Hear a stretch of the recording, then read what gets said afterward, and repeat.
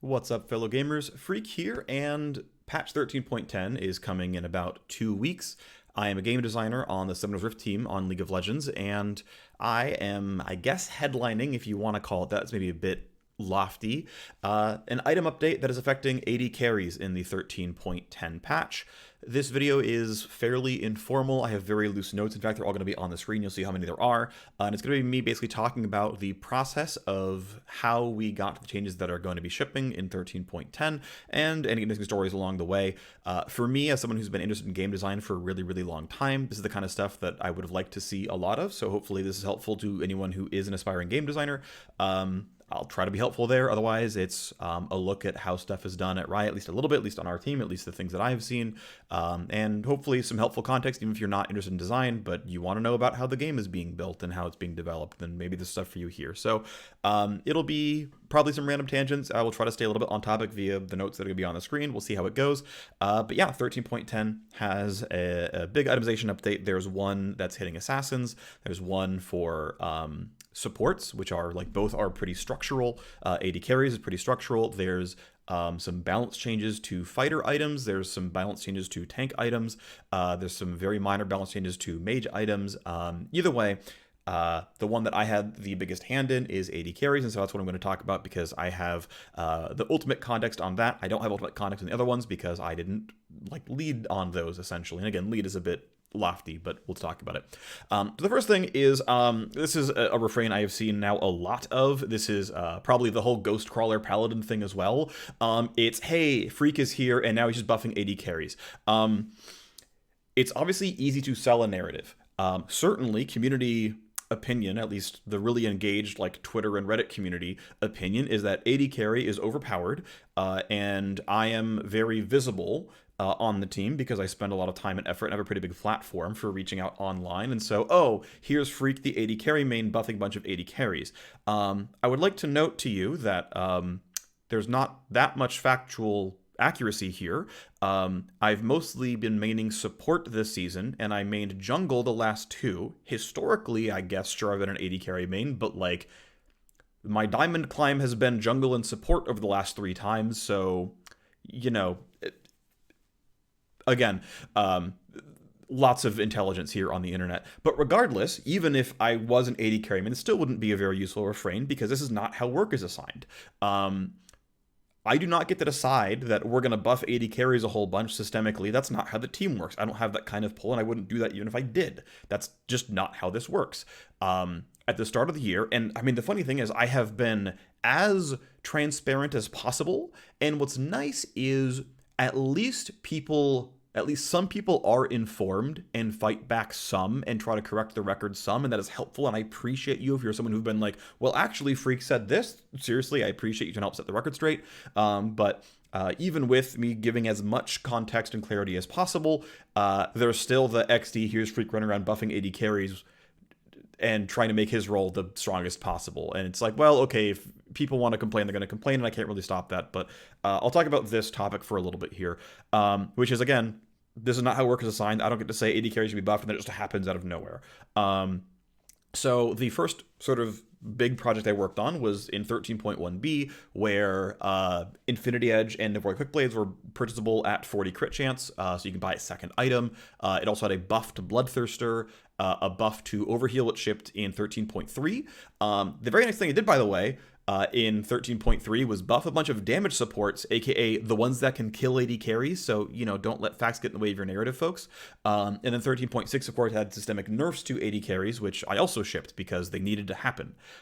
So I said it back then, but I'll say it again here. The reason that there were changes to AD carry in 13.1b is because for the last year straight, sentiment across MMR bands, low or high or elite or even pro. We had some like LCS pro survey data as well, though it wasn't the reason we did it, just happened we happened to have it. Is like, well, jungle is giga OP and AD carry sucks. Like, pretty much across skill bands. This is not just like, oh, mains of the role say the role is good. Like, agnostic of what role you actually play, even junglers know that jungle's OP, and everyone says that AD carry sucks. They also said top lane sucks, to be fair, and we should solve that at some point, but like, AD carry was 4th or 5th, just in almost every metric. It sucks to play this role. My teammates have unrealistic expectations of me, underpowered, and again, of people who play other roles also said this about AD carry. Like, this was definitively true survey data. Additionally, role selection for AD carry is also very, very, very low. And so there was a task already on the backlog for the Summoner's Rift team of AD carry satisfaction, especially in lower MMRs. I was given that task, and we shipped it within a month of me joining the team because it shipped in 13.1b. And I'm very happy about that we shipped something really, really quickly. I'm proud of the work that I did, and obviously it was power positive. I didn't ship nerfs to make the role more fun, but I basically said, okay, what I want to do is make itemization more fun by shifting your capstone item to second instead of third, so you can actually finish the damn thing, because 2 gold items is really expensive with a legendary in the middle there. Especially when you're reliant on a teammate for getting gold income, you can't always rely on yourself. And then I also said, okay, well, we should buff Overheal and Bloodthirster Shield, so that if you're getting stomped, and also it was buffing the cost of Bloodthirst to make it cheaper, was, well, okay, well, if you're getting stomped, at least you have an outlet of, well, I can go shield bow, I can go BT, I can go get Overheal, I can just itemize into being durable. Now, again, these things were overtuned, and many of them were nerfed back down in 13.6. But again, the task already existed, was given to me, and so then I shipped changes. And then again, when we finally came back and said, okay, we should go nerf it back down, I nerfed Bloodthirster some, but I kept the fact that it was cheaper, easier to get to, so if you're not doing well, you can keep that going. Here, Lethal Tempo was just like big structural nerf. Here, Legend Bloodline, a big structural nerf. Quick Blades, AD carries are like, resetting the quotas probably a bit too aggressively. Okay, small nerf there. And it's like, yeah, these were pretty light touches, and maybe there's more to go. But again, those things going on. So we can now move and talk about mid-season and how, oh, here's Phreak doing AD carry stuff again for mid-season. I don't remember the details of the convo, but I remember having this convo where there were several targets we were going to hit for mid-season. AD carry and support were 2 of them, of course, because those things are shipping in the mid-season patch.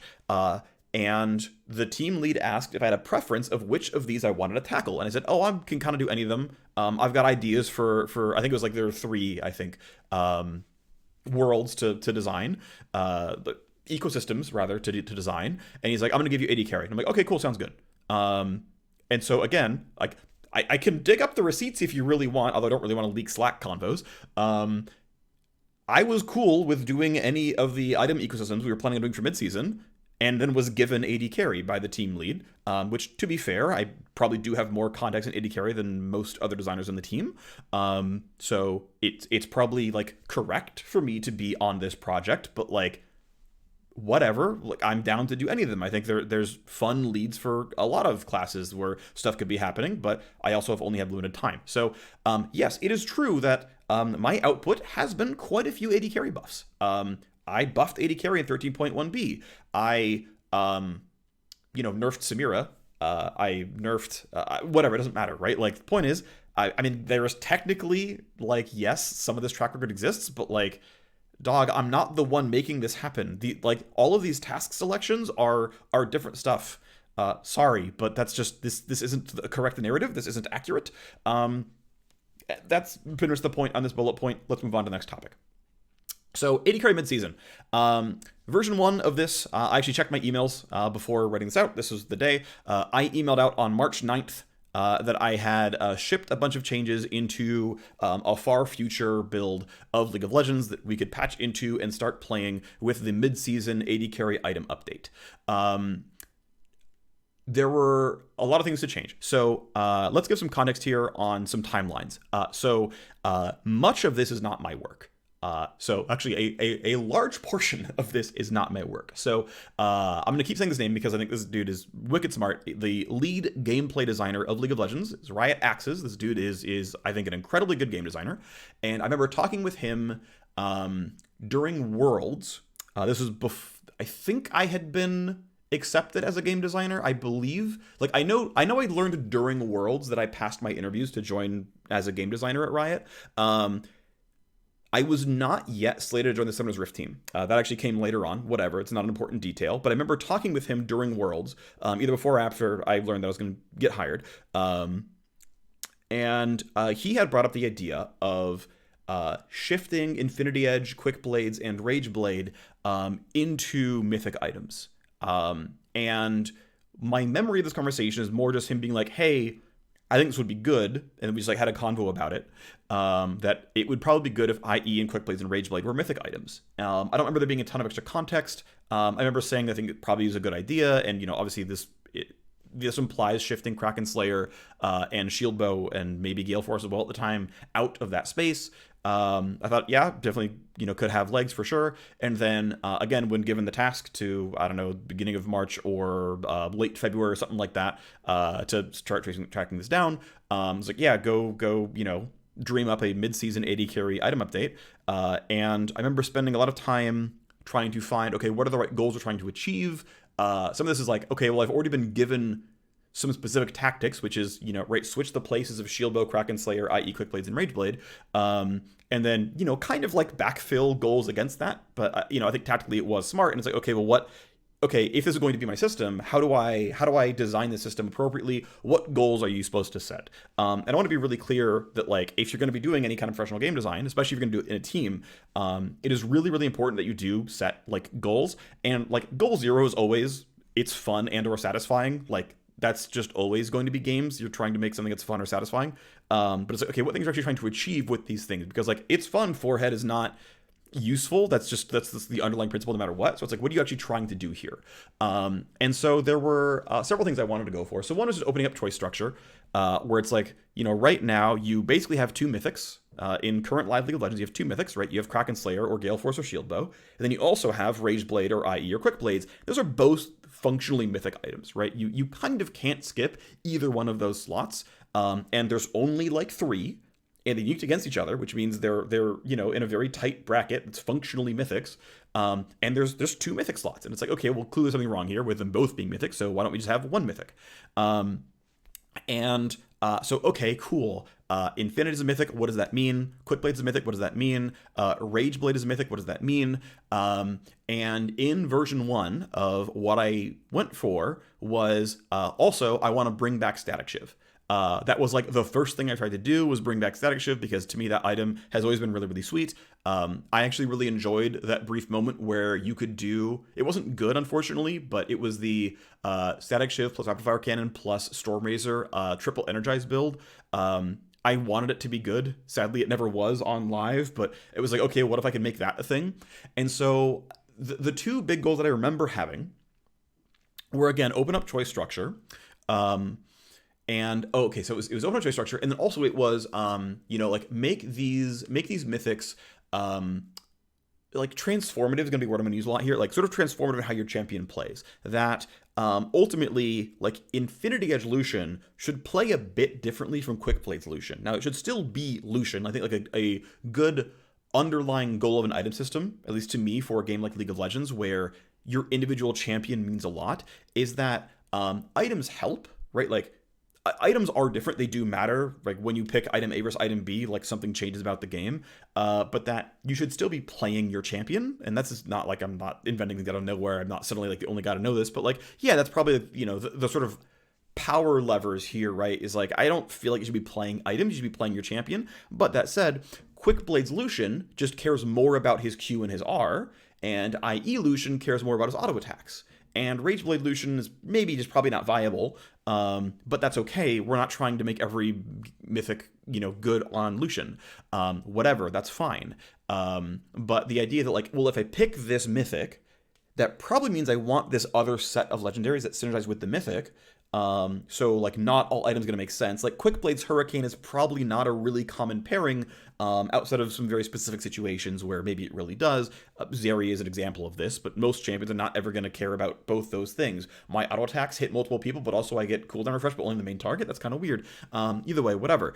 But then I also wanted to spike out, well, what if there was a really, like, purely tightly built vertical build where it's like there's just these 5 items and you just build these 5 items and the build is spoken for. You don't have to do it every single time, but if you do go for this mythic, you just have to buy exactly these 5 items just to try it out. I don't know. Ultimately, that one didn't really pan out a bunch, and we'll talk about it in a second. The next like slide is going to be experiments, and we'll talk about it more. But basically, it was again switching everything around, pulling in Static Shiv. Static Shiv was a mythic. Gale Force got demoted down to a legendary. That one didn't work out. We'll talk about that later. And then a bunch of like numbers tweaks and stuff that I thought was going to be useful. And ultimately, the timeline again being fairly short, right? It's been less than 2 months since the first version hit internal playtests, and we're pretty well designed locked by now. So 2 months is a pretty short time for doing bigger overhauls. And so again, I'm happy with what we landed on, but there's sort of some broad strokes around how version 1 went. So let's talk about what was in version 1. Okay, so some experiments that I did. And we'll just kind of slowly scroll down over time. Okay, so one, I did some experiments on crit chance. So this was, hey, AD carries currently get 20% crit chance per item. They buy 5 crit items and then they're done. And I was like, okay, well, there's 2 things I want to try. So one is mythics have 40 crit chance, and individual legendaries have either 15 or 20. I believe the one that I actually tried was 40 plus 15. And this was loading, of course, a lot of power into the mythics themselves. And the goal here was basically like, hey, we might actually pair this with like lowering the crit damage further to like 1.5x instead of 1.75x. The idea being that if you buy Infinity Edge's first item, you have 20% crit chance to do either 1 damage or 2.1 damage. And that is really, really swingy and really like low repetition because there's no attack speed in the build. And the difference between doing 140 damage and like 290 something or 300 damage is really, really swingy. And I was like, well, what if you have almost 60% crit chance? This is now pretty clean, and yeah, you're going to get about half the time, and maybe we can kind of solve this out or whatever. There was a version where Infinity Edge's mythic passive was crit damage, so you didn't have a ton first item, but it would scale up over time. Like there's a bunch of stuff like that I tried. There was a version where everything had 25% crit chance that you could just like buy 4 items, and if you like bought IE second, you're at 50% crit already. So again, you're much sort of lower variance overall. This didn't last very long. There's maybe still a world where this is actually a good thing to try for the game, but again, only so much time. We chose to kind of basically not try as many experiments. So I can't say that 40 plus 15 crit or 25 plus 25 crit would have been bad for the game, but ultimately just the from what I remember, the feedback I got, the direction I was sort of given was, hey, we don't have that much time to try out things maybe this spicy. So, because keep in mind that also playtesting resources are going to be spent on other item updates and other stuff going on, not every game can be just all about AD carries for a month and a half to lock in everything playtesting wise, right? So it's like, okay, that we can downscope, that's fine. That's not a problem. It's not like I'm solving a really important issue. It's not pressing that crit chance isn't 20% in every item, right? So it's like, this isn't a very important solve. It's okay. We can move on. Okay, whatever. So a very short dead end, didn't lose a lot of playtest time, didn't lose a lot of sleep over it, whatever. The next thing I tried, it was initially in there as well, was Static Shiv as a mythic and Energize being a vertical system. So this,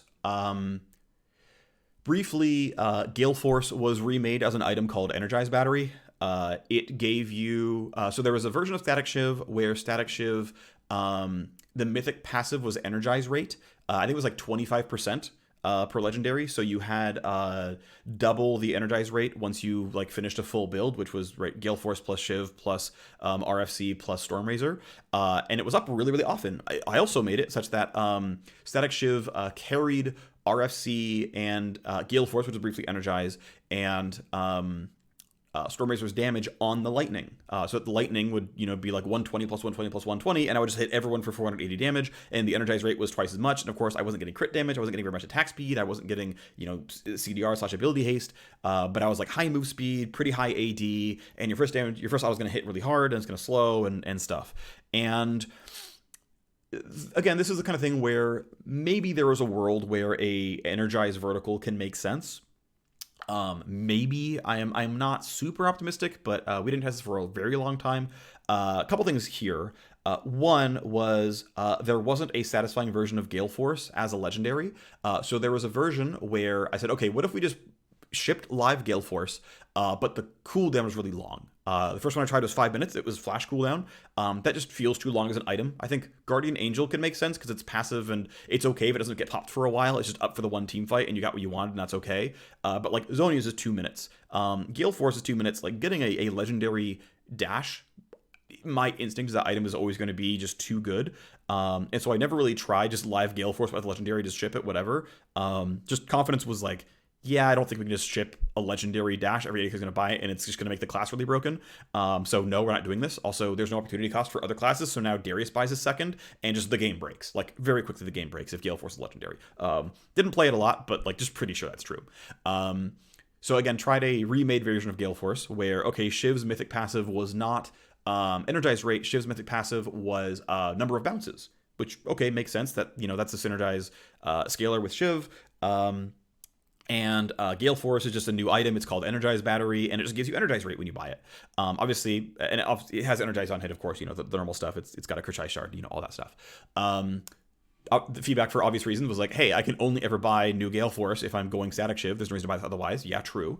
And again, another one where maybe a vertical, you know, very, very regimented item build can make sense, but it made it hard to consider any other item when you're doing this, when Static Shiv just prints 120 damage to 7 targets to, you know, every enemy champion, and nothing can beat that, especially when the rate gets really, really high and you get every, like, 4 autos in a conventional team fight, and it slows everyone, and it's just absurd. I remember doing a playtest of, I was Vayne, there was a Riven, and my first auto would slow for 75%, I would chunk her to half, and then, like, by the time she wasn't slowed, my tumble was back, and by the time she got remotely close to autoing me again, my Energize was fully recharged, and then she was at 10%. And it's like, oh, okay, if you stack Energizes and you slow them and you get bonus stack range, there was no counterplay as AD carry, it's have a Malfight or lose the game. And it's like, okay, yeah. And again, these items would almost be unpurchasable if they're balanced around Energize stacking. And yeah, so there is maybe a weird version of a very rulesy Energize vertical, but the good version got abusive, and these items weren't really good outside of the vertical. So again, maybe it's okay to be like, yeah, we're just gonna build a set, and it's like, you know, it's like Diablo 2, and you're just gonna build a set of items, and you know, you're gonna progress in a different way this game. There is a world where that might make sense for League of Legends, but that is not this version of League of Legends. And again, relatively short time frame, didn't go for it, and it's totally fine. So eventually that got shifted over. But before that all happened, we had some other experiments. So so let's see. So yeah, the Gale Force remake, we talked about that one. Shield Bow, version 1 of moving it down to a legendary was, hey, what I kind of expect to see out of AD carry items is, all right, well, it's really common for current live on-hit characters to go Shield Bow into Rageblade. And to me, that makes sense. That, in my mind, on-hit champions, and I remember doing this in the initial design exploration, is that on-hit items should probably skew a bit durable.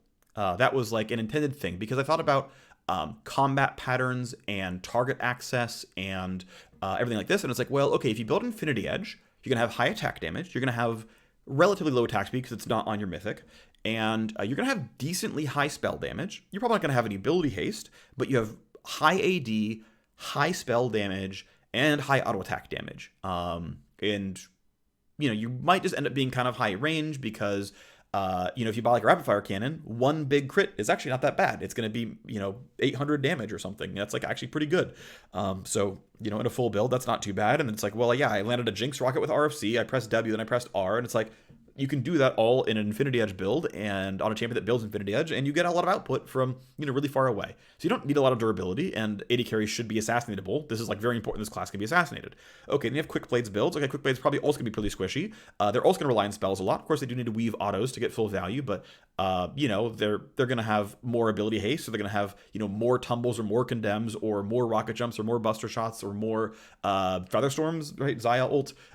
You know, Sivir spell shield, like all these champions that like have spells more often. Like a lot of these champions have defensive tools on their spells, and so it kind of works out that these champs just, you know, have their own kind of innate durability. Not a ton. Again, these champs are still assassinatable, but like, hey, if you're Sivir and you spell shield Zed ulti, you probably don't die to Zed.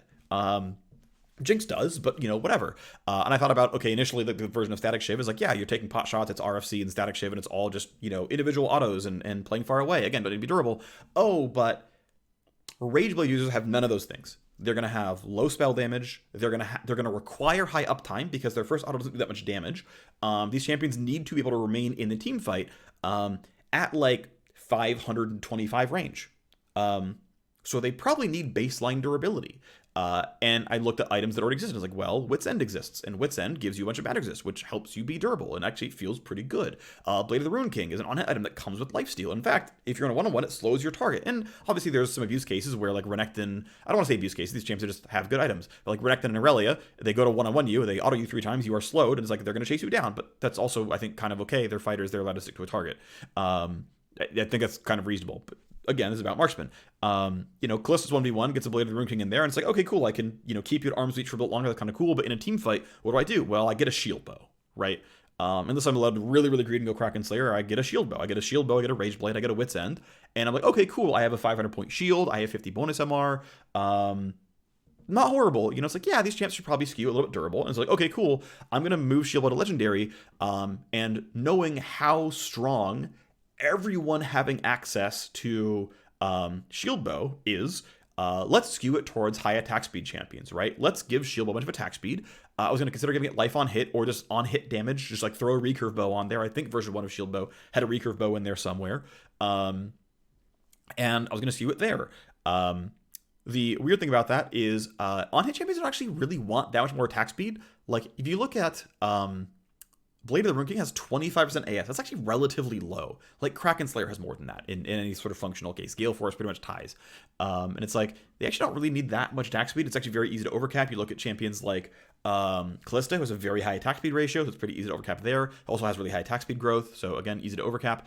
Varus passive prints that really, really quickly. Vayne has really high attack speed growth. Kaisa has an auto attack steroid of, I think it goes to 80% at max rank, so there's a lot of free attack speed in that one. It's like, it's actually very easy to overcap on attack speed on several unhit champions, so you actually don't want to print that much attack speed on items. So that didn't last very, very long on trying a high attack speed version. I had a brief Noonquiver remake where because I generally wanted to siphon some attack speed out of the builds, because it was very easy to overcap attack speed, didn't have that for a while. And so Noonquiver was like Longsword Cloak of Agility, and it was an AD crit component, and it did that. Also, there's a version of Zeal that was this, that Zeal, instead of being Dagger Cloak, was Longsword Cloak. Still gave move speed and built in almost all the same items. I think this actually could have worked, but taking an item that already exists and has existed in exactly this form for pretty much the entirety of the league and being like, it has new stats now, doesn't always sell very well to players. People are surprised that items do something different when they have the same icon, which is a very real thing. Not everyone reads all the patch notes. Totally understandable, but League should be a pretty understandable game. So this was fine. It didn't really bother me to like revert this back to attack speed, but that was one as well. That I tried briefly, was an experiment, and we didn't keep that one. And then Steel Sigil, which shipped to PvE and currently basically does nothing. It's not hooked up to any items anymore. Steel Sigil was born from an item in a random brainstorm a month or so ago. And the initial pitch was like, it's a Bloodstone.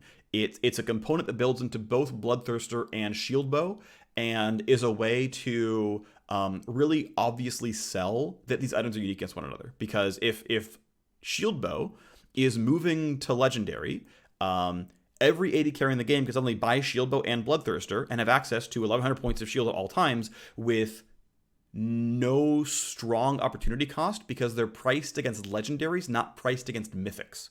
Right? Where it's very realistic. And yeah, I know in current live League of Legends, you can go Shield Bow, Infinity Edge, Bloodthirster, and, this version of the items you could as well. But also, we're not really happy with AD carries going Shield Bow, Infinity Edge, Bloodthirster. Things can be priced differently and you can move stuff around, but I don't feel like AD carries should have that much burst durability. That's really, really large amounts of bonus durability they're allowed to get. So, hey, here's a pretty clever way to unique them in a way that thematically makes sense. Here's Bloodstone. And Bloodstone is, I don't know, make it up, who cares? It feasts off of your fallen enemies, who cares? It's thematically turns into 2 lifesteal items. Bloodthirster is going to be the really aggressive and greedy one, and Shield Bow is going to be the defensive one, which is going to be functionally live Shield Bow, and that's kind of the direction. Why don't we see what happens? Around here is when another designer joined the project. Again, I can't take full credit for the stuff going on here. So Truxie helped out, and he mostly chased down early game legendaries. We'll talk about that a little bit later, but basically around the time that we're going to make Bloodstone, which you turn into Steel Sigil after a naming brainstorm. The idea with Steel Sigil, by the way, is like it's an equivalent of Noxian dog tags that like, oh, I have a silver star or whatever, or a purple heart, and it's like, oh, I've yoinked this medallion from you. I took it off your corpse. You were awarded for your bravery in combat. My Steel Sigil now, and I'm collecting them from people I'm killing, right? That was the thematic tie-in to this item, and it's why it segued from Bloodstone. Anyway, so Truxie comes in. Let's see what's next on the list. Right. Okay. So we're actually gonna move forward to this current version of Noon Quiver starter items. Right. So Truxie comes in and he has good ideas. Oh, actually, there's one more. Sorry. There was the Kraken Slayer remake I didn't talk about yet. So Kraken Slayer.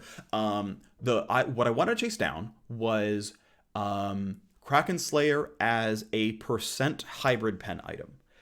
So Rageblade's gonna go get pushed in. Rageblade is the mythic, and Rageblade by nature has attack damage and ability power. And I actually want to talk about Rageblade real quick as well, as that one came in. That was also one that I did not build. So this also came from Axe's lead gameplay designer on League of Legends. And he's like, I want to bring back old Rageblade. It was a better item. It was a cool hybrid item. And so he put it in partway through. Basically, it was a few weeks into testing. I don't remember exactly when. I could look it up. It doesn't really matter. And brought back the hybrid damage Rageblade. Of course, that Rageblade never had a mythic passive. Mythics didn't exist in that system. I think he threw it in with hybrid pen as the passive. But what I initially was chasing down before this item came in was, okay, Rageblade is... I forget what Rageblade built out of and how it was constructed very initially, because I don't believe version 1 of this item system had the Rageblades on PvE.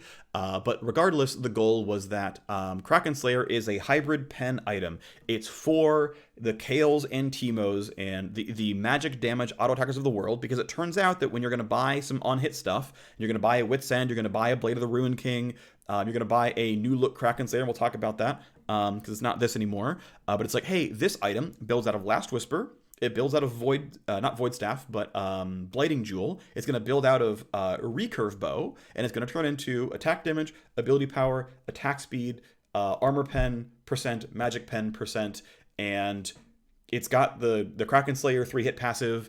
For a while, it still dealt true damage. It's not hard to change the scripting from true damage to physical or magic. I didn't change it initially because there were so many changes at once that I got things to a state where they were functional and then, went to iterate on from there. But Kraken Slayer was called hybrid pen on hit item. This was a little bit tough because I didn't overwrite every champion's recommended items internally. That's even more work to put in.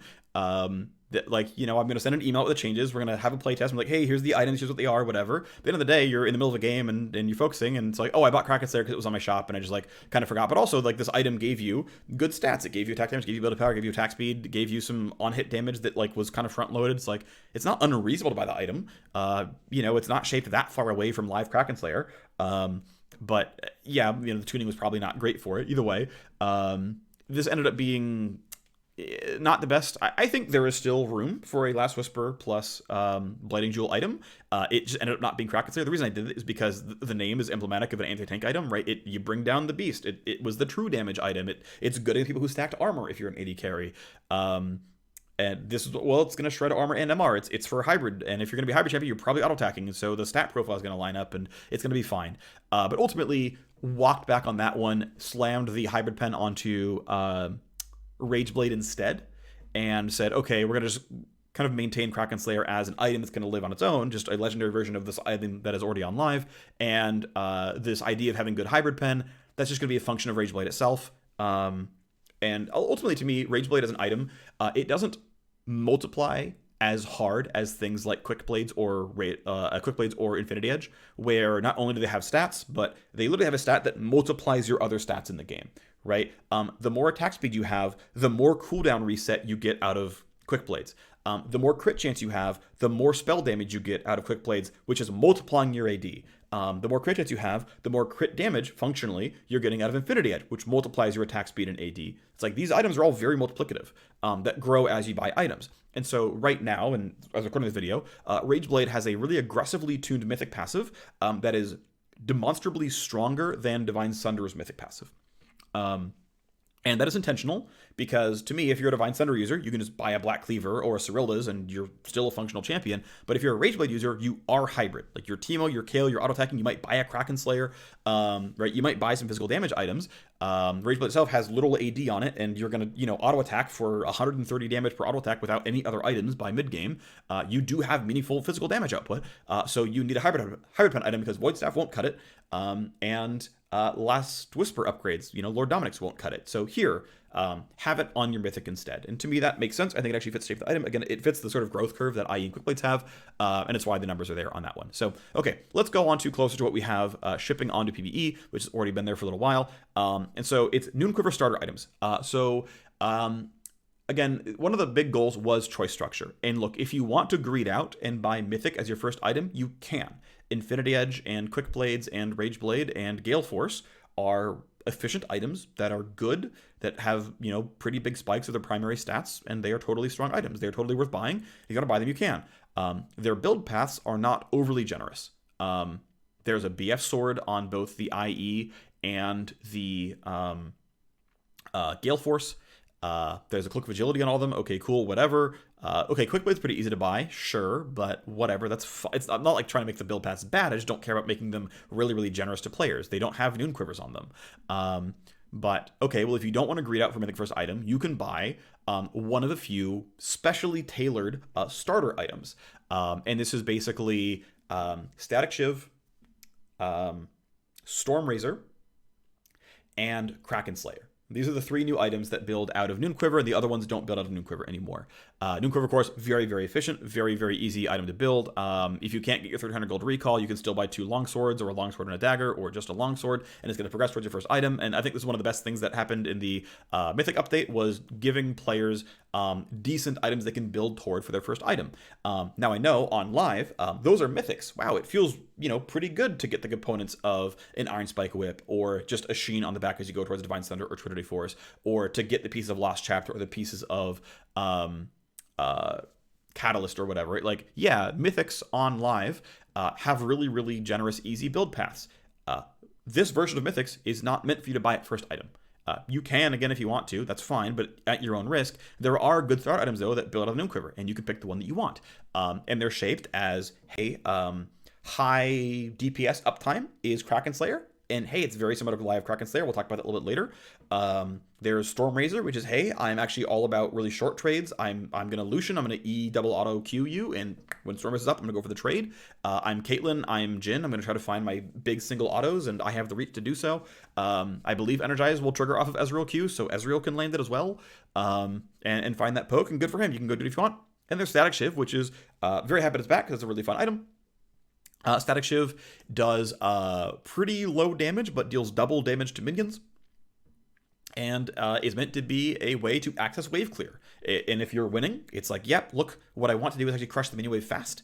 So I'm going to do 120 damage to the entire mini wave every 8 seconds, roughly. Or I'm losing pretty hard and I'm stuck under my tower. And yeah, you're not going to get this item right away. It still costs 3,000 gold, but that is cheaper than live Mythics.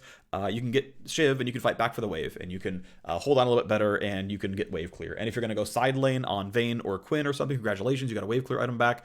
You can play for wave control a bit more now as a champ without a kit that can do that very well. And so lining those up as pretty differently shaped, and even their stats are a little bit different. They're shifted towards attack damage or attack speed based on how repeatable this pattern needs to be. And yeah, they're just meant to be good first items, while still maintaining some level of scaling where they don't feel bad later on. I actually really, really liked the old Storm Razor that converted your crit chance into one big auto.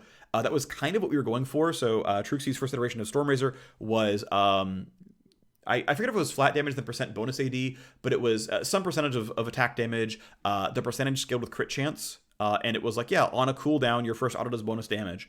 And eventually, with number tuning wise, I eventually took the item back over and decided that it should go back to Energize, because we're just trying to replicate an Energize sort of pattern in the first place. And that cadence is very easy to learn, but it's the same as Fleet Footwork, same as Shiv. It's just more comparable, so I felt like it was just easy to just do it that way. Because his version, like, it had a cooldown, the cooldown scale with crit, the AD ratio scale with crit. These aren't, like, bad ideas, but just, it got close enough to energize. It's like, let's make it energize. It's just easier this way. The funny thing is we ended up landing on the same stat profile as Live Stormrazor and the same price, roughly, as Live Stormrazor. It's still 3,000 gold. It's more expensive than Live. But it's like, yep, it's a bunch of attack damage and a little bit of attack speed and crit chance. I actually specifically tuned the damage once I took over tuning of the item to just, if you buy it first item and you have a Doran's blade and you have like normal runes, it's 120 damage, which is what Live Stormrazor deals. And then it's just going to scale up over time because it scales off total AD. Which was intentional. One thing we really wanted to do is get rid of the slow with Stormrazor. Ultimately, AD carries having access to an on-demand slow is a little degenerate. It feels like the design team has never really allowed themselves to commit to making Stormrazor any good. Well, actually, so the thing is, the item isn't actually bad. Stormrazor has been a good Tristana item for a very, very long time, and it's been one of her best items, and people should have been buying it. And they haven't been, and I think that's people just, I don't know, not realizing that a 2,700 gold 50 AD item is really good. And so people are, I don't know, I think kind of goofing there. It's a pretty solid second attack item when you buy, you know, a Gale Force or a Kraken Slayer, Gale Force, Shield Bow, whatever. It's like got a little attack speed. Then you buy Stormrazor, it's got a little attack speed. You buy Zergreaves, a little attack speed. You're done buying it for the rest of the game. Like, you're good on attack speed for the rest of the game. You can go buy your IE, your LDI, your Bloodthirster, and, you know, congratulations, you power spiked on a really, really good Stormrazor.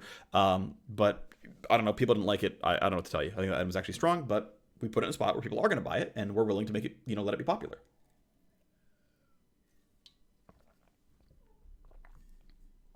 And so this was replacing the debuff with initially a different debuff. So for a while, I was trying to find a place for Gale Force because the feedback, and this was not a surprise, and I got it on PBE as well from Reddit, which is, hey, Gale Force, you're sure giving up a lot of damage by doing this. And some of that is true, like, I'm giving up crit damage. Okay, well, I'm giving up 20% more damage on autos that I crit. Okay. If I go Quick Blades, I'm giving up to 20% more damage on spells. That's if I get to 5 full items, which is honestly not going to be that common. But sure, yeah, you're giving up some auto attack DPS. This is going to be true, of course. But you're getting a dash that deals a bunch of bonus damage. Whatever. So what if, Gale Force has some kind of like benefit on takedown? Is it a cooldown reset? Is it a burst of movement speed or something? And ultimately decided that no, we can just kind of do live Gale Force with numbers tweaks and figure it out from there. I think it's fine. But it meant that Stormrazor, instead of having a slow, had its own effect. It would shred armor and magic resist. So that like, hey, this is sort of a, right, it's going to be a short trade item. Instead of it being like, I land an auto that slows you, so now I can land on my skill shots and take a short trade and then get out, which, kind of fits the energized system as well. It's, no, here's Stormrazor. It's going to shred your armor and magic resist. And so for the next 3 seconds, unload your spells and get out. And that's going to fit the combat pattern, right? It's going to be short trade, high damage. The difficulty with that is it overlaps directly with the Collector. It is a 3,000 gold, 50-ish attack damage item that lowers your opponent's armor to deal burst damage to them so that your autos and spells deal more damage. Oh, that's the same item. And so is it, okay, Collector literally already serves that purpose. Let's go a different direction. Stormrazor is going to have move speed on pop instead. So what's kind of funny is Stormrazor looks very unchanged compared to live Stormrazor. It's 300 gold more expensive, has a little bit higher stats. The energized damage scales, okay, these are all like functionally like this takes 5 minutes of effort, sort of live balance level tweaks. But then also, okay, the slow got turned into a haste. Okay, that's a little bit new. It has to be a new buff under the hood. There's a little bit new, a little bit of different coding going on. But whatever, a little bit of different scripting. But the item actually went through a lot of iterations. A lot changed around it over time and whatnot as well. But that's what it is. Next is the new Bloodthirster, and this was again another really good thing from Truxie. So his version of Bloodthirster is the greedy item. So initially, the design of Steel Sigil, aka Bloodstone, was stacking attack damage on minion kill or more stacks on champion kill. And Bloodthirster had that as well. Bloodthirster had the old BT stacks of bonus attack damage. It's Ravenous Hydra has it right now. Stacks of bonus attack damage and maybe also lifesteal, I forget. That stacks up over time.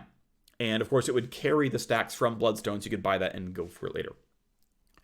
One of the targets we had with reshaping Shield Bow and Bloodthirst is actually to push these items away from being good first items. And this is done somewhat in tuning, somewhat in shape of the items as well. But for example, the current PvE version of Shield Bow, the shield is, I believe, 150 and doesn't scale up until level 13 or 14, which is functionally 2, almost 3 items before the shield goes up any. And so there's not really a reason to buy it first. And this is very intentional. We really, really don't want Shield Bow to be a good first item.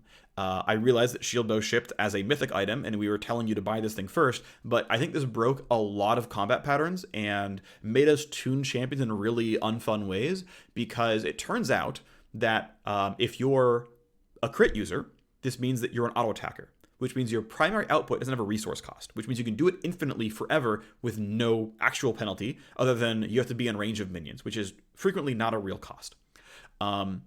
This item gives you lifesteal. So if they poke you, you can sustain that back. If they all in you, a shield pops and you can't be killed. What is the answer to this champion who, by definition, cannot run out of resources and cannot be killed? This is obviously going to an extreme level. These champions obviously can be killed. The item is not extremely overpowered, but like all of the functional gameplay flows break down when you buy Shield Bow at minute 11. What is there to do anymore? This champion does everything now. None of the resources trend towards 0, right? And this is like why mana costs exist and why regen is tuned to be a little bit low in cases, is to like try to force attrition and make you buy stuff. It's why the shop is back in the base. So you have to go back there and buy something and leave the lane and let people move around and let stuff happen. That's very important. That push and pull of availability is really, really important. And it's very important to League of Legends, and it existing matters. And the feedback around this, what we actually landed on was, okay, if we're meant to, and Bloodthirst is like less aggressive in this case, right? Like it's kind of okay to buy some lifesteal early on, but regardless, whatever. Shield Bow's the bigger culprit here. Regardless, hey, all right. So you want us to buy this item late, but you give us a component you want us to buy early that's like gonna give stacking attack damage. So like if I'm meant to buy Bloodthirster as like a 3rd or 4th item, I don't have a full item.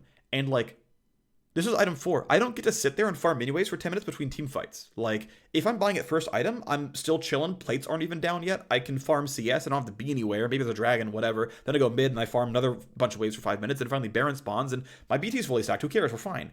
That doesn't exist when you buy BT 3rd. You like recall, buy it, and run to Baron because Baron's happening. And it's like, well, I have an underpowered item. This feels like ass. Or you buy Steel Sigil or Bloodstone early to stack it, but it's like, well, shouldn't I just complete the item now? And so that it didn't fit the actual goals here. I do think that ultimately BT doesn't need to be aggressively pushed towards late game, because it's just the current version of BT, right, doesn't have a shield, right? It was stacking AD. So then we go to the next iteration. Of both items. So Shield Bow's been chilling, whatever. That's fine. It was very tunable. It's not a huge problem.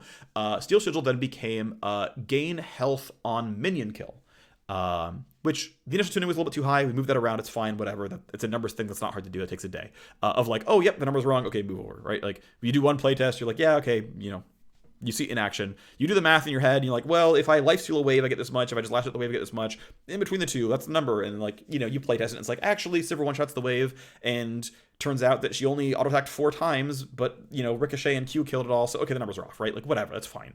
Lucian Q one-shots casters. Okay, the numbers are off, the numbers are wrong. Again, a playtest figures it out, we move the numbers around, it's fine.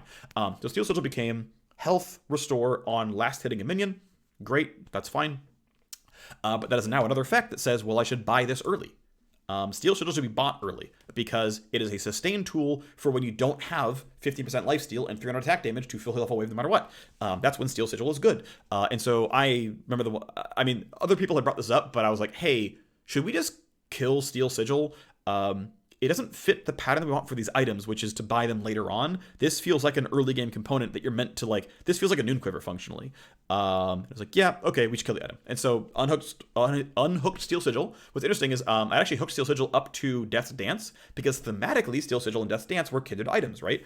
It's like you buy this and look, it's right? You get things on killing things, right? Isn't that great? That's a Death Dance thing. But Death Dance is not an item that you rush, and Steel Sigil kind of is. I mean, we could have Steel Sigil built into Death Dance, and Steel Sigil plus Warhammer plus Chain Vest. I mean, we could. There's not really a cost to it, I suppose. But honestly, now that we have an item with like completed art that we can hook up to something later on, is probably better. So at some point we'll use it, but it's functionally not going to do anything in the game. Anyway, reverted all that out. And landed on a Bloodthirster iteration of, okay, the stacking AD isn't going to work. Okay, and this is Trixie. I think this is a really good design. I actually love new Bloodthirster. Bloodthirster now gives you bonus stack damage while you are above 50% health. I think it's 50%. While you're high health, at the very least. And I think it's great, because now, and we also got rid of the mutual exclusive, by the way. So obviously, any lifeline item is still shared, right? So you can't Sterix and or Maw and or Shield Bow. You can't buy any two of the three. Very intended, very reasonable. Off we go with that one. But it's like, oh, Shield Bow has stats. Okay, fine.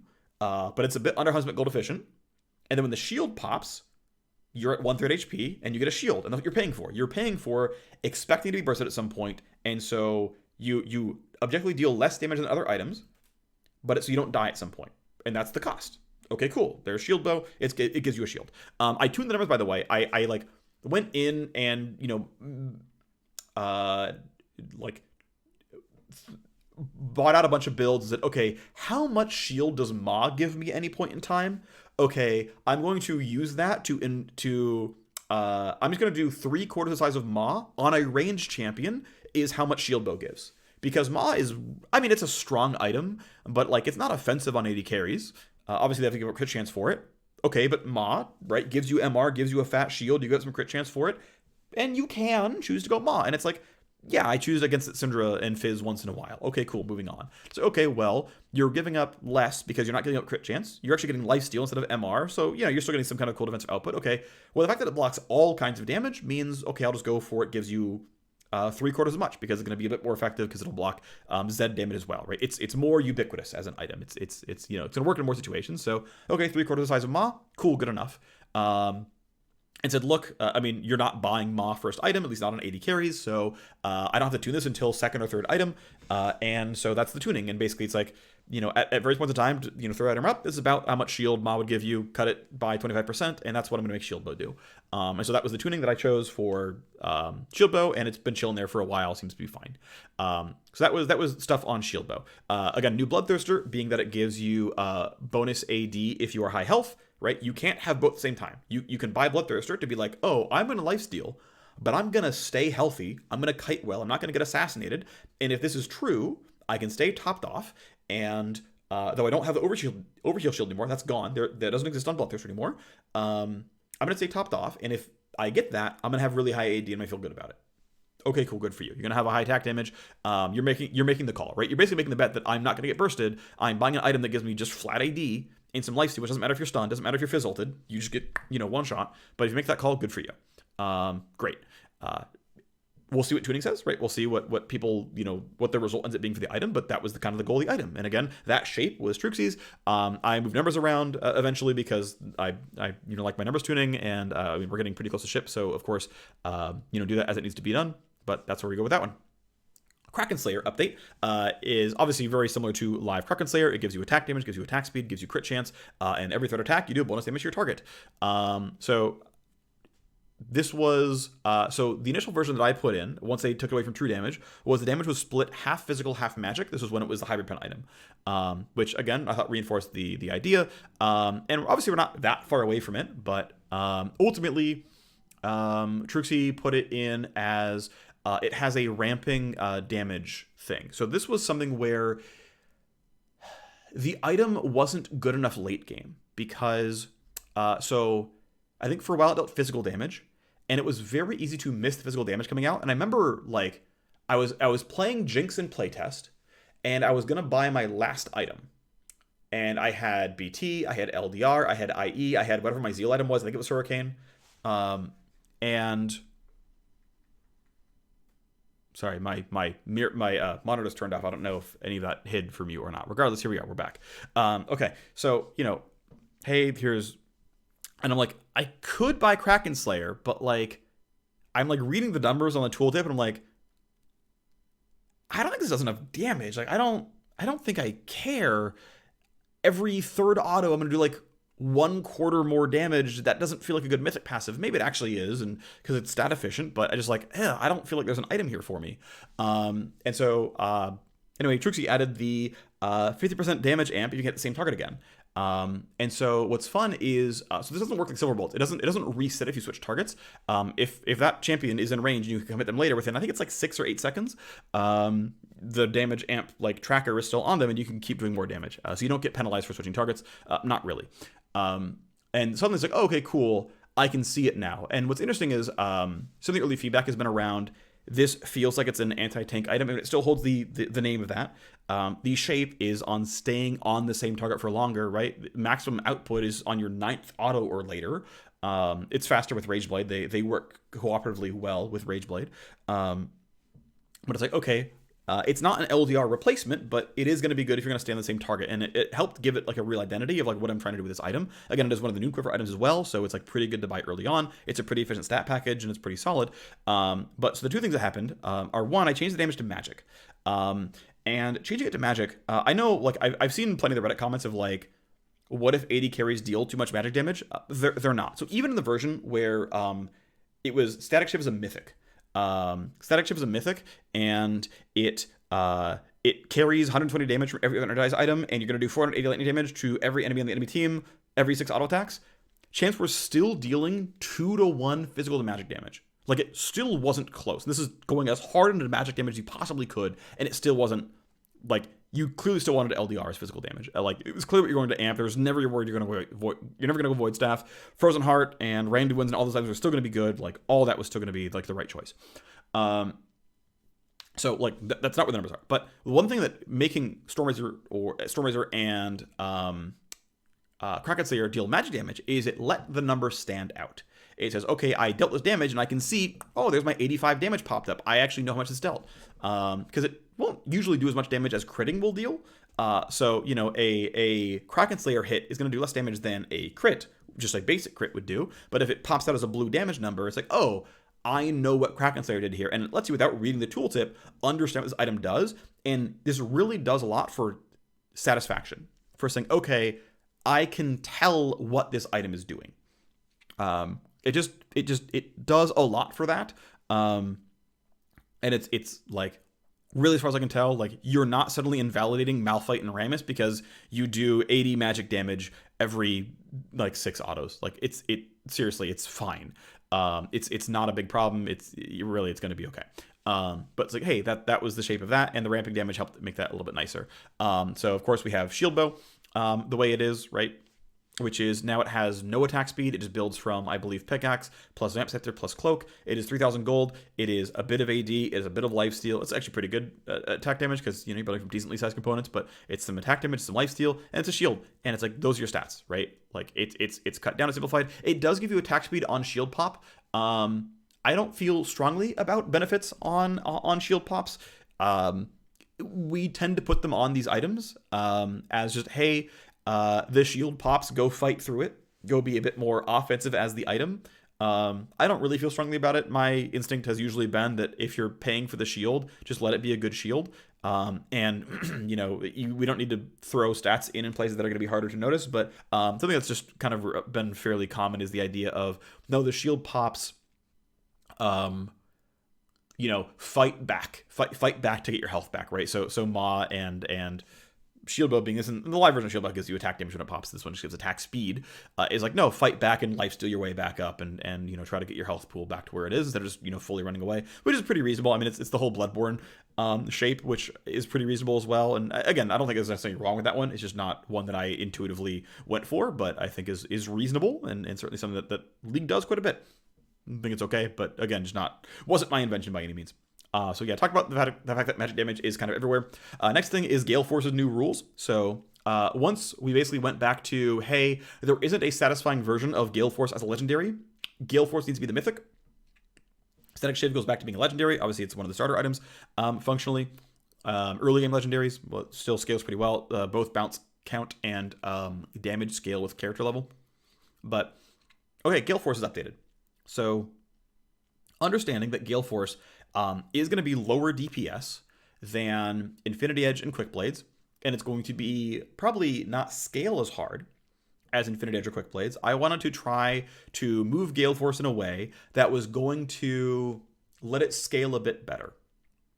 And so what I landed on is one, converting the damage to physical, which isn't necessarily a scaling thing. Every champion in the game has more armor than matters as the late game.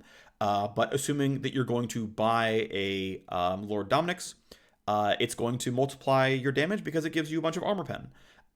If you want to do a really aggressive build and go Collector Gale Force, you can synergize in this way while armor is still fairly low and the lethality from Collector is going to feel good, and you can make that happen. Also, because Gale Force smart targets the lowest health champion, someone like Ashe isn't going to have she's not going Death Stance. And so especially like in a mid-game sort of situation where, you're all level like 12 and chilling, like the armor's not that much higher. And so I can amp the damage on this thing. And basically it was a feels thing. Switching to physical was literally a feels thing because I can trick players into thinking the active is working better for them because it's going to synergize with the items they're already buying. Again, Collective being a direct synergy, and Last Whisper being, and its relevant upgrades being good. And it makes it kind of target squishes a bit harder because, Ash isn't buying a Frozen Heart, but Rammus might. So it shifts even more like your target selection here, right? But anyway, it was moving the scaling of the item to, instead of scale moderately with level and weakly with bonus attack damage, it scales moderately with level, scales aggressively with bonus crit chance, and has an increased low health damage amp to push more of this item into, no, seriously, if you're in a remotely endgame build and your enemy is at the max damage threshold, you will finish killing the squishy. The bolts will come out, they will deal physical damage, through which you have maybe lethality and percent pen for. You've got pretty high crit chance, so it's going to amp the damage really aggressively, and this is going to deal more damage. I think the max damage on Gale Force is around 980 on the active. If you have a 100% crit chance, you're level 18, and they're at the new execute threshold of 25% current health. You'll do 60% more damage than the tooltip damage, which is around 600. I believe it's actually 600, right? Because it's 350 by character level, and it's another 250 by crit chance, and then it does 1.6x if they're low, and that will kill an enemy AD carry. And so that's the shape of the item. Is if I go IE or Rage Blade or Quick Blades, I'm going to hit frontline really, really well, and I'm going to have high damage uptime, and I'm going to be effective, and I can get Malphite ulted. I have to flash that or spell shit or whatever, or saved by my support. Okay, fine, all that stuff. If I go Gale Force, I don't kill frontline as well, but once the enemy Syndra, Jinx, Kaisa gets to like 30%, Gale Force auto, they're dead. And that's the playstyle. Like, that's the buy-in, is I'm going to help kill the backline. I'm a little bit worse of a backliner myself. And it's like, yep, these are what the numbers are reinforcing. Like, this is the adrenaline junkie, I'm Tristana WE forwarding, and as I hit you back with Buster Shot, Gale Force tags you, and I've got the reset and rocket jumped out. Like, this is the shape, the goal, the vision of this item. Its overall win rate may easily be lower than IE or Quick Blades. That's pretty likely true, to be honest. But this item does some really strong things. Again, the damage is quite high. Again, the outgoing physical damage is 960 on a full build. Maybe the numbers need to change, possibly so, but it's a lot. This thing does a really aggressively high amount of damage, and I think is an interesting, addition to the game. Now, if the item isn't good, if it's too undertuned, if it doesn't do anything remotely good late game, can buff the mythic passive, can buff the stat efficiency on the item, whatever. Right now, it is an item that makes you quite safe because it gives you a lot of move speed. It is the only mythic with move speed on it. It builds out of a Zeal, gives you 7% move speed. Congratulations. And hey, you can dodge an Ornn, you can dodge a Malphite, you can get away from Darius. Not dying is a really big DPS stat. So I think, though, that a lot of the Reddit comments are like, oh, I have to give up IE and I'm going to do this. You're giving up Kraken Slayer on live right now. That thing does way more damage than Gale Force does. And unless you've done the math on how much damage Kraken Slayer does for you versus how much damage IE does for you, I don't want to hear it. And the answer might be that you give up too much damage. Again, that is possible. But if you're reading tooltips, doing no math and saying, oh, I'm giving up too much, you currently give up Kraken Slayer by not buying Gale Force. And so unless you can tell me those numbers, your opinion is currently not valid. Because, again, until you playtest it and it's like, oh, I can't kill things, or you've done the math and the numbers are, oh, it's not good enough, right? But like those have to happen before you can like say, oh, this item can't be good, because you have to have one of those two actually happen. That's a random aside, but right, the prevailing Reddit opinion is Gale Force is trash, and it's like you have to actually, prove this out, right? That's all. The other thing is one is not written down here, but I remembered it when I was talking about Gale Force, is mythic passives. I have intentionally undertuned Gale Force, IE, and Quick Blade's mythic passives. They are intentionally weak, or at least as weak as I can make them, I'll still be mythic passive. Now, personally, I don't think mythic passives really need to exist. It depends on the item somewhat. So what I mean by that is Rage Blade, Infinity Edge, and Quick Blades already multiply the value of your other items in ways unique to them. So certainly items in general multiplicative, right? Attack damage and attack speed multiply each other. So like, hey, Static Shiv and Storm Razor and Bloodthirster and Shield Bow and Kraken Slayer all multiplicative because they give you crit chance and 1 or 2 of attack damage and attack speed. And some of those outputs also scale off attack damage and attack speed, or attack damage and crit chance, or whatever. All items multiplicative. Ability power and ability haste are multiplicative. Cosmic Drive is self-multiplicative. Congratulations. Void Staff is multiplicative because it gives you Magic Pen. But IE and Quick Blades multiply you in an entirely extra axis that multiplies all the other things you're multiplying on. There was no other way to get crit damage but to buy Infinity Edge. There was no other way to turn your high attack speed or even moderate attack speed into way the hell more spell damage, because it does more damage per cast and you get more of them than Quick Blades. So these items by themselves already scale with the number of legendaries that you have bought, which is a lot of power, which is very useful. It makes them very, very good. It makes them stand out as clearly what you're multiplying on and what you're doing, and that's good. Like, it's good to have powerful, satisfying items. It's very important. It's one of the sort of underlying tenets of League of Legends is the RPG progression system. It's in every single game, right? And leveling up and buying items has to matter for that to be true. But mythic passives, I don't think are part of that. I think they are a uninteresting and personally, I believe, too hidden way to give power. And so I intentionally undertuned them pretty hard. I could probably go more, but like, I wanted this to be 0 if possible. That's obviously not going to ship because we have other mythics that are already in the game, and I'm not going to suddenly remake every mythic to something that have a mythic passive. That's not going to play. There was a time where Infinity Edge is crit damage with a mythic passive. There was a time where Rage Blade's stacking attack speed was the mythic passive. It gave you more of it. There was a time where the cooldown reset on Quick Blades, that was the mythic passive, which is basically a way for me to not give you mythic passive because I just locked part of the item into that mechanic in the first place and just like didn't give you free attack damage or ability haste or whatever. But that had weird things around the items being sort of too multiplicative and like too late game because like, what is the balance state for Infinity Edge? Is it meant to be okay first? If it is, then it's Giga Busted 5th. And so it's like, okay, yeah, having an extra multiplier scaled even more with multipliers maybe doesn't work the best. So it's just, low tuned mythic passives, and that power can go elsewhere. And that's just like the intent. So that's happening. One more thing happening is, of course, as you may have seen, AP ratios on various champions. So this was work I knew I signed up for a while ago, which was when Rageblade was going to ship and it was going to have ability power on it, and we were really committed to ability power still being on Rageblade to let it feel good for Teemo and Kayle and maybe even Nico and maybe even Gwen. Hey, let's make sure though that the champs who currently do, or at least would consider buying Rageblade, have an ability power ratio somewhere. Because if Vayne buys Rageblade and she recalls and she buys her Rage Knife and she buys her pickaxe, then she recalls, doesn't have enough money, and buys an Amp Tome, she bought literally nothing. Amp Tome does not do anything for this champion if you have it. And that, like, to me is like, yeah, like, obviously this is not like the game is broken, it's ruined forever, but like, this is solvable, and it's like pretty easily solvable. And so ability power ratios on various champions was a project I took on as just like, okay, we're gonna ship this game, we're gonna ship the changes PvE. I will start working on this now. This is gonna be like low scope, pretty low, intensity. About half of my like first draft changes got accepted as like good ones. We moved some stuff around. In fact, if you saw the first version of Vayne on PvE put an ability power ratio on her W, I am confident that number is not too high, that champion is not broken, but through some mix of design elegance and players not understanding and being frustrated, we're just going to move it to something else. Currently, it's going to be just on Tumble. It's fine.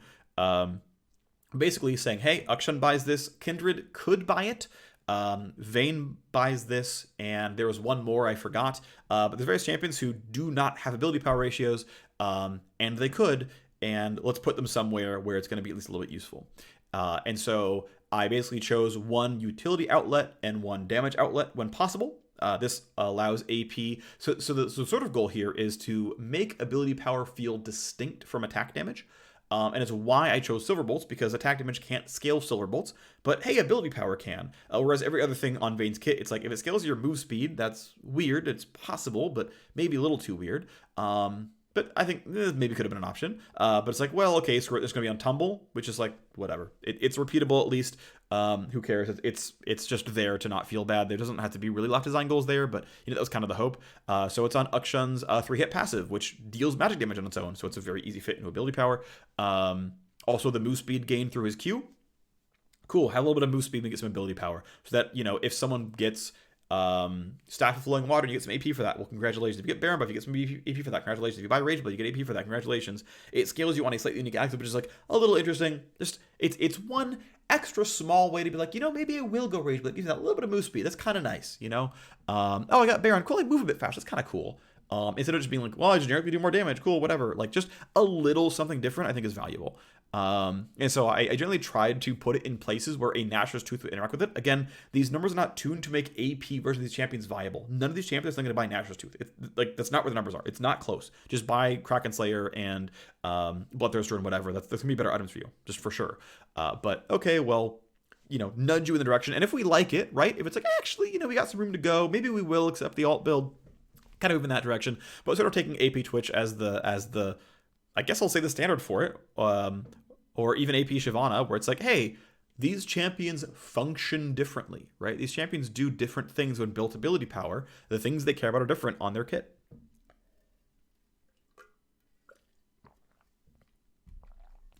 But again, the goal is low risk. It's not blowing up the game where suddenly AP Vayne is winning the game out of nowhere.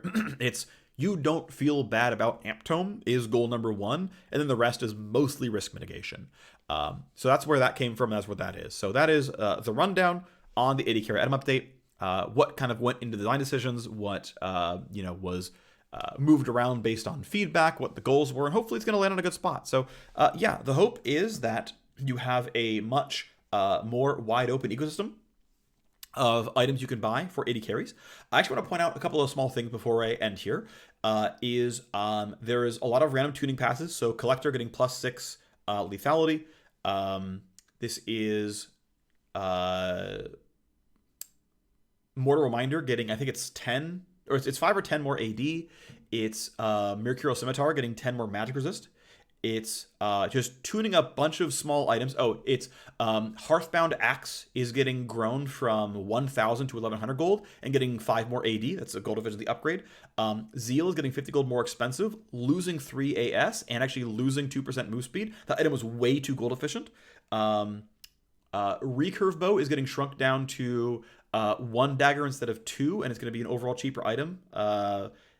But is overall gold efficiency up to a small degree. And it's basically a tuning pass on epics to have them be good at what they're doing and gold efficient such that there isn't just a clearly better epic than others. Like if you're going to buy a Wit's End, it was just kind of wrong to buy the Hearthbound Axe, because Hearthbound Axe is actually just a really bad item. The efficiency is like really, really bad on the item. You should always buy it last. If you're buying Trinity Force, same boat. You should buy everything else before you buy Hearthbound Axe and Trinity Force. The item is actually kind of trash. But then Zeal was like just giga busted. It's like, oh, you can just buy a Zeal and sit on it. It's like yeah, I get that. Like, oh, I made a choice here. I bought a Zeal because I identified the item as overpowered. But like, identifying that an item is overpowered is not item choice. That's just doing math. And to me, it's like, item choice should be around, ooh, these are all good items. I can't get them all. Which ones do I grab? The man holding the oranges meme. And that's where it's interesting. It's like, oh, wow, the opportunity cost of buying Static Shiv is Stormrazor, but Stormrazor is good too. Oh, wow. Like, that's the intent there. That's what we're going for with that one. It's like, epics are a much lesser, a lower stakes version of that, where it's like, oh, no, when you're buying something that builds out of Hearthbound Axe, The goal is don't buy the Hearthbound axe until you absolutely have to. Yay, right? Like that's not. And the same was true for Recurve Bow as well, by the way, where the item was just like really, really, really weak, and so I'm basically making you pay much less for it, which isn't good. It's an upgrade. It's better. It's what I want out of that one. So those were the big changes basically. There's a bunch of other small things like stat reshapes to rapid fire cannon to like fit the item a bit better, but none of that's really important. It's all stuff that I think was going directly the right way, but is both his numbers tweaking. So I think that covers it in terms of what the goals were and what we're looking to land. Again, numbers are going to be tunable, but the hope is that the system is fun to interact with, that you have a capstone item that, sure, it feels mandatory, but it feels mandatory because the item is awesome and really, really good. I don't think AD carries players have ever been offended that Infinities exists, or offended that Rageblade exists, or offended that Quick Blades exists as a strong item. It's like, cool, this is a good item that feels really good when I buy it, and it helps me really stand out as a champion. Mages aren't sad that Deathcap exists. That's a really good capstone item that feels good to buy and is powerful. I don't think fighters are generally sad that Death's Dance and Stair Gauge are good items. Like that's kind of the goal here is like, yeah, these are items that are very strong for, I think, pretty obvious reasons. They are unique against one another, and they're called mythics, and they give you some extra stats when you buy legendaries, but like, to me, they're just good capstones that are unique because they kind of have to be. And then every other item should be pretty well balanced, where like Collector and Stormrazor and Shiv and like just all of these legendaries, for the most part, like probably not Lord Dominic's, probably not Scimitar, but like all legendaries should be pretty good first item, and you should like really kind of consider all of them and feel good about them. And you probably buy your mythic at least by second item, but then you look at your third item and you're like, wow, these are all also very good items. I'm not sure what I want to buy. And they are good, and that's the hope, but that like there's a lot of good well-tuned items. One of the things I did was bring prices together, so every item is between 2,800 and 3,200 gold. It's not a mythic, so BT is still only 3,200. Obviously, Kraken Slayer and Shieldbow getting brought down to 3K. It was bringing RFC up to 2,800. Or no, it's actually at 3K, sorry. It's putting the attack speed items from 2,600, which was Hurricane and PD, up to 2,800, just to keep the prices a bit more constrained. To me, buy the cheap option is not a great choice axis. I really don't like it. Keep in mind that also, because Kraken Slayer and Shieldbow are 400 gold less expensive, that money has to go somewhere, and so bringing up PD and Hurricane means you can kind of spend it on those instead. Bring up RFC, you can spend it on that instead. So like the overall price of the ecosystem isn't really changed very much. That's pretty intentional, but again, it's moving things towards the middle there. Again, intentionally so. I think it's the right choice for the items.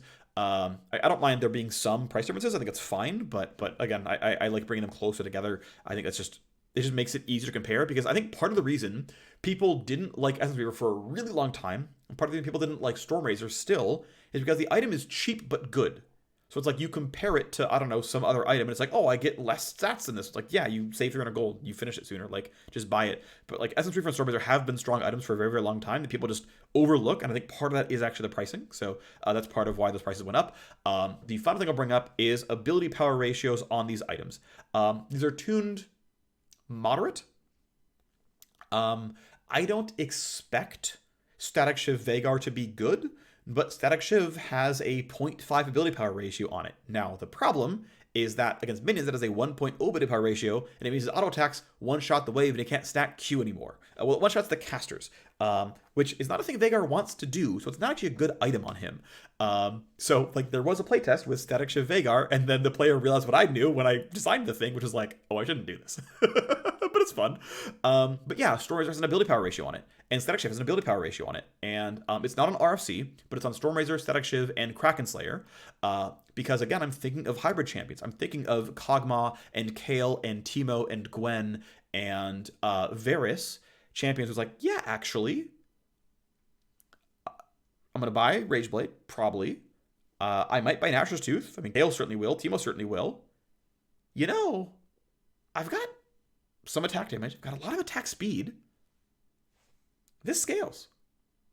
This item scales off what I do, you know? This item is opened up, and really never before would Kayle ever go Kraken Slayer if she wasn't going full AD. Now she might. And without overcapping attack speed, because we shrunk the attack speed a little bit here overall on these things. And she probably still is going to get too close to overcap, and she, you know, might not end up going for it. But like, that's the intent, that like, hey, you got this idea of side grading, and you know, the ability to play a more hybrid Kaisa play style. I played a playtest of I think I went Static Shiv, Nashor's Tooth, What did I build third? I think I built Quick Blades third. I could be wrong about that. Maybe it was Rage Blade. I don't remember anymore. But like the fact that an AP ratio meant like, oh yeah, it's gonna increase my static shift damage. Like I might Storm Razor. Like I'm gonna consider it. I think I ended up going for a Wit's End because I was like, there was a really fed Fizz or something. And it's just like, oh, I have all these items that like actually speak to me and make sense, and like there's a lot of things to try here. And like that was the point of just adding like a moderately acceptable ability power ratio. It's like actually I could see this working. And so I'm really happy with that. I think it actually landed in a pretty good spot. Pretty happy with them overall. And yeah, I'm just like excited for how the ecosystem is going to shape out. I think it's all in a pretty good spot overall. There's going to be a tuning pass almost certainly before it all ships. Once it does ship, I'm sure we're going to tune some items and stuff's going to be a little bit too good or too bad. The last thing I'll say is I don't think this is actually really power positive much for AD carries because they are losing an intentionally overpowered mythic item, right, in Kraken Slayer, in Old Shield Bow, and they're getting legendaries instead that are tuned to be solid legendaries. The Bloodthirster Overheal Shield is gone. Essence Reaver is the same item it was before. Hurricane and Phantom Dancer are really similar gold efficiency to before. RFC has attack damage instead of attack speed, but the gold efficiency is pretty much identical. You're still paying about 500 gold for the unique passive. Storm Razor got grown up a bit, but the gold efficiency is not that far apart from where it was. And Kraken Slayer is a weaker item than before because it isn't overpowered as a mythic. It doesn't just give you a bunch of free stats for the mythic passive. The new mythic passives are weaker than Kraken Slayer's mythic passive. The damage on hit isn't true damage anymore. That is a really big deal. Congratulations, AD carries have no access to true damage anymore. Deal with it. Figure it out. Go have fun. Go see what you can do. But like, deal with it. There's a decent chance that this is a very, very likely power negative, especially as people try to figure out the builds. And so it is kind of funny seeing that, like, going back to point number one about the Reddit comments of, oh, here's Phreak buffing AD carries. It's like, y'all didn't do the math. Like, IE and Quick Blades are the exact same item, just with weaker mythic passes than currently exist on live League of Legends. And then I shrunk the mythics down to legendaries, and then moved some numbers around in small ways. Okay, LDR, increased magic damage. That's not, of course, a nerf. Mortal Reminder is a stronger item because it was just bad. Okay, that's not a nerf. Mercurial Scimitar is a stronger item. Okay, that's not a nerf. Like, some things obviously did get directly buffed. But again, like, Shield Bow shield is weaker. BT has no shield. You have to be high health to do it. Y'all got to figure it out, and that's fine. Like, it's a new ecosystem. You're gonna figure out what items work for you, and I think it'll be fun to play with. I think the items are compelling. They do unique things. They stand out from one another, and they can be tuned to just ensure that they have the right amount of damage. And that's the way we're going to go. And I think it's going to be good. I think it's going to be really positive. I think it's going to be really fun to play with. I'm excited to play it when it does go live. It's been fun to play in playtests so far for the last couple of months, and I hope you enjoy it too. So that's it. Thanks for watching. See you next time. Bye.